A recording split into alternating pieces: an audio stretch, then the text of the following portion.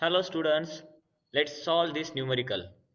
So in this numerical we have to find out the molarity of solution obtained by mixing 750 ml of 0.5 molar HCl and 250 ml of 2 molar HCl. Okay, so here we have asked to solve और we have asked to find out the molarity. जो resultant solution होगा ये दोनों mix करके उसका हमें molarity find करना है. ओके, तो पहले हम क्या करेंगे, पहले क्वेश्चन को हम अच्छे से समझेंगे. क्वेश्चन में क्या पूछा है, तो क्वेश्चन में क्या है, देखो ये दो वेसल है. ओके, ये दो वेसल है and first vessel contents 750 ml of HCl और उसका मोलरिटी कितना है 0.5 मोलर. और जो दूसरा है और 250 ml ऑफ HCl है 2 मोलर बोथ. और इसमें क्या है, बोथ में HCl है.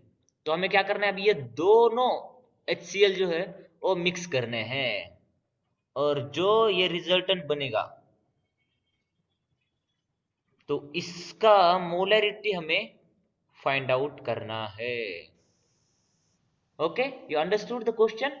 दो सॉल्यूशन को मिक्स करके जो मोलरिटी आएगा पूरे सॉल्यूशन का वो हमें फाइंड आउट करना है. तो उसके अभी क्या करेंगे, हम हमारे प्रॉब्लम को जो गिवन है वो पहले हम लिखते हैं. तो गिवन गिवन क्या है, फर्स्ट सॉल्यूशन का molarity. So molarity of first solution कितना है, molarity of first solution 0.5 molar है. देन वॉल्यूम दिया है, वॉल्यूम ऑफ फर्स्ट सॉल्यूशन कितना है 750 ml है. तो 750 ml मतलब कितना लीटर है, क्योंकि 1 लीटर जो रहता है 1 लीटर इक्वल टू 1000 ml रहता है. तो फिर 750 ml मतलब कितना लीटर, ऑब्वियसली 0.75 लीटर. ओके, फिर अभी दूसरा सॉल्यूशन जो है उसका भी जो गिवन है वो भी हम लिखेंगे. तो दूसरा सॉल्यूशन, तो पहले मोलरिटी ऑफ सेकंड सॉल्यूशन क्या है, molarity of second solution 2 molar है and volume of second solution कितना है 250 ml मतलब कितना लीटर होगा 0.25 litre.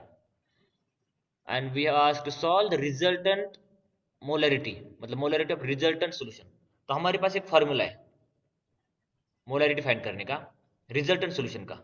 So molarity of resultant solution जो रहता है उसका हमें फाइंड करना है मोलरिटी ऑफ रिजल्टेंट सॉल्यूशन. उसका फॉर्मूला क्या है, m1 v1 plus m2 v2 equals to m3 into v1 plus v2. तो ये m3 जो है वो रिजल्टेंट सॉल्यूशन है. m3 का हमें फाइंड आउट, m3 हमें फाइंड आउट करना है. ओके, तो अभी सॉल्यूशन में जो भी दिया है वो हम पुट अप करेंगे. तो m1 दिया है, m1 कितना है 0.5, v1 दिया है 0.75 प्लस m2 है 2 एंड v2 0.25 और हमें फाइंड आउट करना है m3 और v1 और v2. ओके, अभी ये सिंपल कैलकुलेशन है, जो भी मल्टीप्लिकेशन है वो सिंपल है. उसका वैल्यू आता है 0.375 plus 0.5 equals to m3 into 1 मतलब कितना आएगा फिर इधर 0.875 इक्वल्स टू m3. मतलब जो हमें रिजल्टेंट सॉल्यूशन का मोलरिटी पूछा है वो अभी हमने कैलकुलेट कर दिया जो m3 है. इसलिए हम क्या बोल सकते हैं, that's why we can conclude that molarity of the resultant solution is equals to 0.875 molar.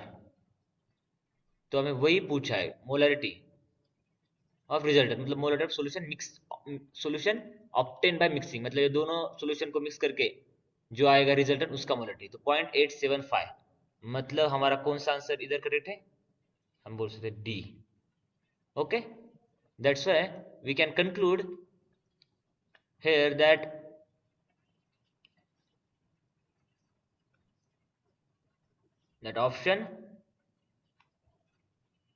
option D is the correct option. Okay, तो बहुत इजी क्वेश्चन है, I hope you understood. Simple है, तो हम एक बार रिवाइज करेंगे। तो देखो क्या दिया है, दो सॉल्यूशन है, उसको मिक्स करके उसका फाइंड आउट करना है हमें रिजल्टेंट मोलरिटी। तो जो गिवन है वो लिखा, और ये फॉर्मूला है मोलरिटी ऑफ रिजल्टेंट सॉल्यूशन का, कौन सा, M1V1 plus M2V2 equal to M3 into V1 plus V2।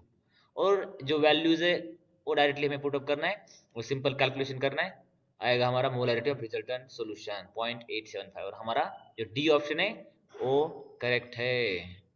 Okay, I hope you understood the question as well as the solution of the question. Thank you.